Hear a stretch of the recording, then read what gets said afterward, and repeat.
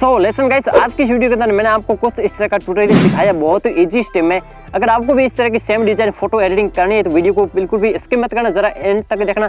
And guys, अगर वीडियो आप पसंद तो कर देना लाइक, एंड चैनल पर पहली बार तो सब्सक्राइब कर देना और साथ में बेल आइकन पर प्रेस कर देना। सो चलिए चलते हैं अपने वीडियो को तरफ, ज्यादा टाइम वेस्ट ना करते हुए।